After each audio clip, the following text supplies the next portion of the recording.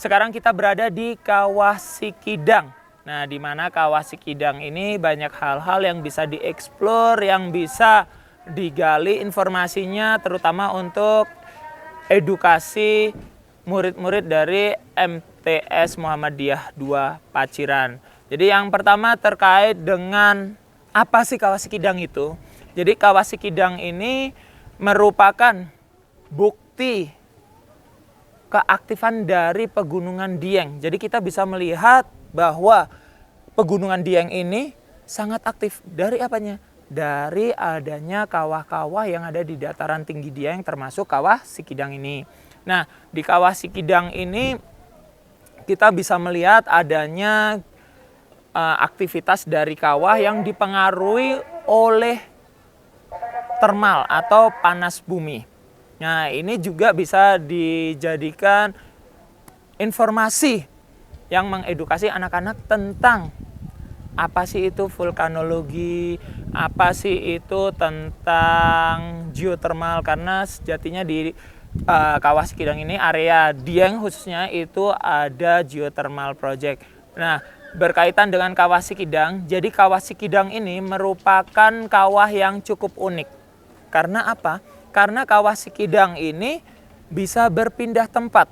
Nah, kalau kita lihat namanya itu Kawah Sikidang ya, artinya diambil dari nama Kidang atau Kijang. Tetapi sebenarnya aktivitas kawah ini tidak ada kaitannya dengan Kijang. Jadi kawah di sini bisa berpindah tempat, tetapi perpindahannya tidak serta-merta melompat seperti Kijang, tetapi perpindahannya karena adanya faktor pengaruh dari geothermal tersebut, dari termal panas bumi. Jadi air bawah tanah terkena tekanan dari panas bumi sehingga air ini mengalir mencari permukaan-permukaan yang lebih lunak. Kebetulan permukaan di area Kawah Sikidang ini cukup lunak, makanya kawah-kawah di sini bisa muncul ke permukaan dikarenakan tekanan tersebut. Nah, bisa juga surut karena ada beberapa faktor lain. Kemungkinan pemadatan permukaan akhirnya yang mengharuskan air ini mengalir mencari tempat yang lebih lunak lagi, dan akhirnya bisa muncul di setiap permukaan yang ada di Kawah Sikidang ini. Nah, berkaitan dengan termal ini, di Dieng sendiri ada namanya geothermal project. Jadi geothermal project itu apa? Geothermal project di sini adalah pengeboran bumi yang diambil uap panasnya, sehingga uap panas ini nantinya dialirkan melalui pipa yang sangat besar. Kalau kita lihat nanti ada pipa hijau yang sangat besar di sana, dan nanti uap ini dialirkan dan difungsikan untuk pembangkit listrik tenaga panas bumi.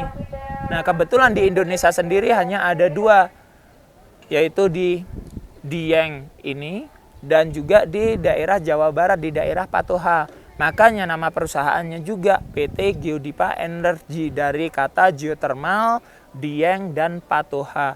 Nah, semacam itu. Jadi untuk berwisata ke Dieng itu banyak sekali hal-hal yang bisa dikupas, mulai dari geografi dan geologinya, ya kan, vulkanologi, terus juga kultur masyarakatnya, terus historicalnya, bahkan sampai ke industrial termasuk UMKM, jadi industri kecil menengah ataupun mungkin industrial yang cukup besar, termasuk adanya penambangan geothermal tersebut ya. Seperti itu, kita berlanjut lagi nanti. Terima kasih untuk keluarga besar dari MTS Muhammadiyah 2 Paciran. Salam.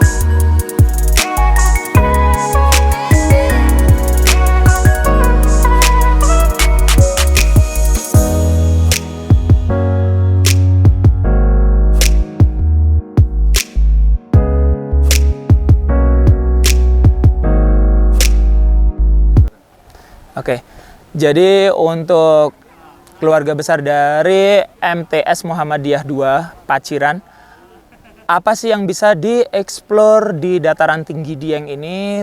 Tadi sudah ada sebagian kita ke kawah, yaitu untuk eksplorasi kawah Sikidang, dan kita bisa belajar tentang vulkanologi, terus geografi, geologi, dan hal-hal yang berkaitan dengan kawah Sikidang itu sendiri. Terus sekarang kita berada di Kompleks Candi Arjuna. Kita mengupas informasi mengenai percandian, arkeologi, juga sejarah, dan tentunya karena letak candi ini berada di kawasan dataran tinggi Dieng yang dimana terletak di alam yang sangat indah, maka kita juga mempelajari tentang alam Dieng gitu ya. Nah, terus selain itu juga ada hal yang menarik, yaitu dari budaya masyarakat sekitar, juga warisan-warisan budaya tersebut, semisal dari kehidupan masyarakatnya bagaimana, dan juga tentang warisan yang bisa kita nikmati. Contohnya kayak tarian tradisionalnya, juga di Dieng terkenal dengan adanya upacara ritual pemotongan rambut gimbal bagi anak-anak yang berambut gimbal. Jadi rambut gimbal ini juga merupakan salah satu ikon yang ada di Dieng. Makanya kita harus mempelajari tentang hal-hal tersebut. Gitu. Pembelajaran yang penting yang ada di Candi Arjuna ini apa?